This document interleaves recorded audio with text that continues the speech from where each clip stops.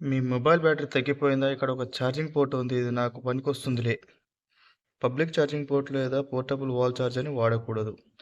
Cyber smart అవ్వండి.